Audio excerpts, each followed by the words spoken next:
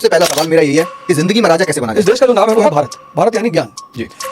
अब जिसने भी जंगल के बारे में सुना है या जंगल को देखा है उसको पता है कि जंगल का राजा है शेर। अब शेर के पास दो चीजें हैं, एक बहुत ताकतवर मन और एक बहुत ताकतवर शरीर। तो जिसने भी इन दो चीजों को डेवलप, जब भारत के छोटे से गांव से लोग उठते थे, मुंबई पहुंचते थे, कलकत्ता पहुंचते थे, दिल्ली आते थे और कुछ समय में वो अरबपति बन जाते थे। तो सिद्धांत एक है शक्ति। जिसके पास शक्ति है माँ लक्ष्मी उसे विष्णु मानकर उसका पैर दबाएगी। मुझे शौक है बंदूक खरीदने का आज भी, मतलब एक शौक है मेरा। दिवाली आ रही है, दिवाली में एक प्रथा है कि भाई लोग अपने बच्चों को खिलौना खरीदवाते हैं। हमारी माँ है, कभी अगर आपकी मुलाकात होगी तो उनसे कहता है देखो एक पिस्टल खरीदवा दो, बस एक शौक है। शस्त्र का भी शौक है और पेन का भी शौक, पढ़ने का भी शौक। तो मुझे पता था मैं एक सामान्य परिवार का हूँ और बचपन की जो कहानियां हैं वो ऐसी है कि लोगों ने परेशान, जैसे फॉर एग्जांपल इसी दरमियान क्या हुआ एक दिन क्लास 10 या 11 की घटना, शायद 10 की घटना है कि मेरे दोस्त हैं, क्लासमेट हैं, तो उन्होंने शायद मेरा कॉलर पकड़ लिया।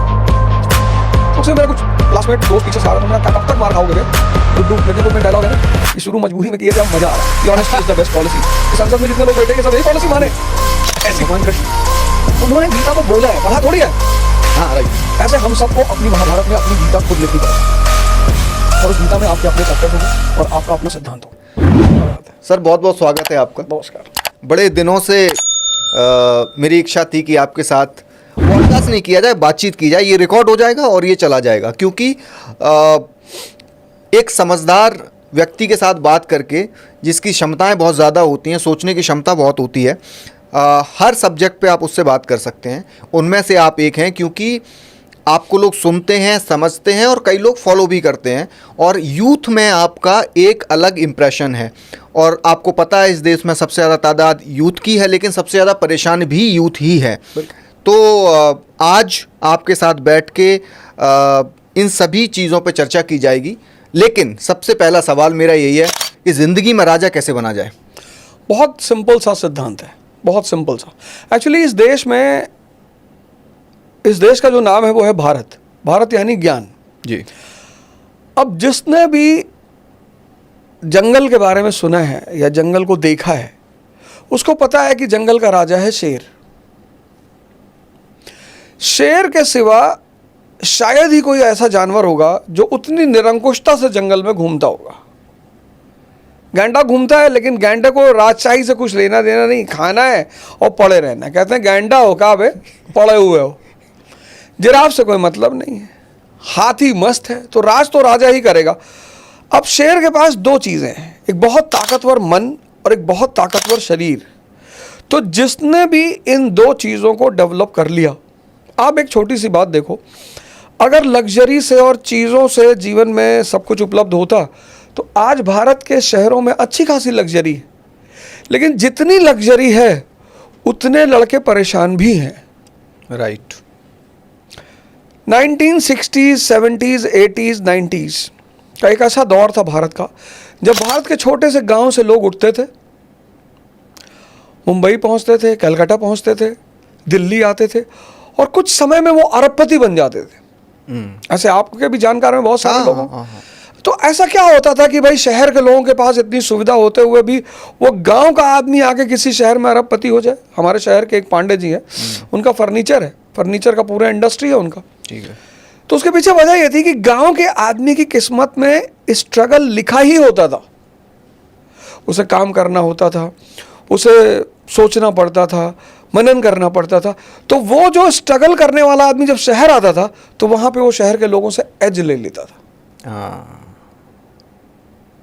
या शहर में आपने किसी को काम बोला कि भैया ये 2 कुर्सी बाहर करनी है, तो प्रोफेशनल है वो 2 ही बाहर करेगा। लेकिन गांव के आदमी के पास मेहनत के साथ करुणा भी है। आपने कहा भैया जरा मेज भी बाहर का तो करेगा साहब, मेज भी करेंगे, सोफा भी करेंगे, बिस्तर आप बताओ, पैसा जितना दोगे उतना ले लेंगे। और इन चीज़ों से वो आदमी धीरे धीरे उठता चला जाता था। तो सिद्धांत एक है शक्ति। जिसके पास शक्ति है माँ लक्ष्मी उसे विष्णु मानकर उसका पैर दबाएंगी। राजा बनने का अचूक मंत्र है। अचूक मंत्र है। ठीक है। आज बहुत सारी बातें हैं सर करने के लिए, पॉलिटिक्स भी है, मोटिवेशन भी है। आप बोलते हैं कि मुझे मैं वो दुग्गल साहब हूँ, आज मैं अगर मोटिवेशन दे रहा हूँ तो फिर आज मैं मोटिवेशन की बातें करूँगा। तो सारी बातें करेंगे। सबसे पहले आपके गांव चलते हैं।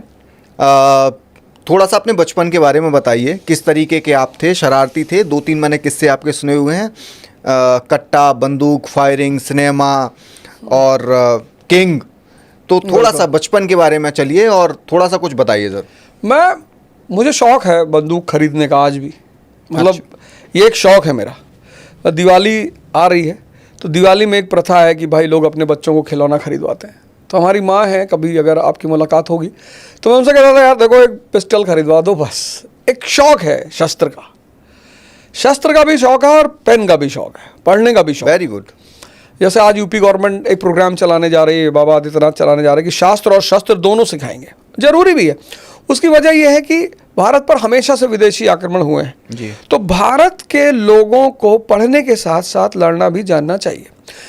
खैर वो आदत थी और कुछ दौर मेरा ऐसा था जब मूवीज जो बनती थी, दीवार टाइप की मूवीज, कहते हैं ना आदमी के ऊपर उसके जीवन बचपन का बड़ा असर होता है। हाँ। तो हमारे टाइम पे जो मूवीज आई वो अक्सर डॉन टाइप की मूवी आई। हाँ। डॉन, अरे दीवानो मुझे पहचानो, कहाँ से आया मैं हूँ कौन। और मूवी तो इम्प्रिंट हो जाती है। तो एक शुरू से एक था कि मतलब हाँ यार जिंदगी ऐसे ही होनी चाहिए। पर मैं बचपन से बड़ा सीधा सज्जन आदमी, पढ़ने लिखने वाला आदमी, क्योंकि मुझे पता था मैं एक सामान्य परिवार का हूँ। और माता जी कहती थी देखो भैया झगड़ा मत करना, हमारी शक्ति नहीं किसी से लड़ने की। तो क्लास 8 तक मेरी पढ़ाई बहुत अच्छी चली। ठीक है। और उस दौरान टॉर्चर भी बहुत हुए, क्योंकि हैं तो यूपी के और पढ़े हैं गोंडा में। और गोंडा शहर ही ऐसा है कि मतलब जहाँ संत भी हैं और डाकू भी हैं, दोनों का शहर, वो मतलब कॉम्बिनेशन है दोनों का बड़ा प्यारा। संतों से भी मुलाकात हुई तो लोग ना परेशान बहुत किया। मतलब बचपन की जो कहानियाँ हैं वो ऐसी हैं कि लोगों ने परेशान, जैसे फॉर एग्जांपल कि अब मैं होमवर्क करके आया तो मेरे होमवर्क वाली शीट ही फाड़ दी। वो मेरा जो कॉपी होती थी उस पर गोद दिया उठा के पेन से लेकर। तो परेशान बहुत किया। उसी दरमियान क्या हुआ, एक दिन क्लास 10th या 11th की घटना है, शायद 10th की घटना है, कि मेरे एक दोस्त हैं, क्लासमेट हैं, तो उन्होंने शायद मेरा कॉलर पकड़ लिया। तो उसे मेरा कुछ क्लासमेट दोस्त पीछे से आ रहा था, उन्होंने कहा क्या कब तक मार खाओगे बे। और उस दिन जो कहानी शुरू हुई लड़ाई की, झगड़े की, वो अब तक चल रही है। गुड्डू मिर्जापुर में एक डायलॉग है ना कि शुरू मजबूरी में किए थे अब मजा आ रहा है। वो डायलॉग जब मैंने सुना तो मुझे लगा यार कितना, मतलब पुनीत कृष्णन जी को जब मैं मिला तो राइटर है। हाँ राइटर है। हाँ। तो मैंने कहा इतना व्यवहारिक ज्ञान, आप तो आईआईटी के आदमी हैं, ये डायलॉग तो मुझे लिखना चाहिए था। ये तो मेरा अनुभव है कि शुरू मजबूरी में किया था और अब मजा आने लगा है। तो मुझे लगा नहीं यार ये तो झूठ मूठ का इस देश में कहा जाता है, खासकर उत्तर भारत में, कि शराफत से रहोगे तो भगवान बहुत पसंद करेगा, तरक्की करोगे। मेरा सारा कॉन्सेप्ट ही टूट गया। मेरा जीवन का कॉन्सेप्ट जो बचपन में किताबें देती है ना कि honesty is the best policy, इस संसद में जितने लोग बैठे हैं ये सब यही पॉलिसी माने। ऐसी कोई पॉलिसी होती नहीं। लेकिन हाँ, चूंकि स्कूलों में ऐसा नहीं बताया जा सकता। बाद में मुझे पता चला कि यार स्कूलों की मजबूरी क्या होती है। जैसे अब एक क्लास में 50 बच्चे हैं, अब 50 बच्चों में 40 बच्चे किताब को ही समझ के चलते हैं। जी। हिंसा करोगे तो नरक में जाओगे और ऐसा वैसा। 8 बच्चे होते हैं तो थोड़ा सा लीक से हटते हैं कि नहीं यार ये तो बिल्कुल, ये सब तो ऐसी बात है। 2 उसमें ऐसे होते हैं। अब एक क्लास में 50 में से सबसे पढ़ने वाले हैं वो बाबू बन गए, चपरासी बन गए। 8 उसमें से IAS IPS बन गए और 2 सेंट्रल मिनिस्टर हैं। वो सेंट्रल मिनिस्टर वो है जिनको ये पता चल जाता है कि यार पढ़ाई वढ़ाई सब ऐसे ही है, जिंदगी एक अलग कहानी है। जैसे भगवान कृष्ण है, उन्होंने गीता को बोला है, पढ़ा थोड़ी है। हाँ राइट। ऐसे हम सबको अपनी महाभारत में अपनी गीता खुद लिखनी पड़ेगी। और उस गीता में आपके अपने चैप्टर्स होंगे और आपका अपना सिद्धांत होगा।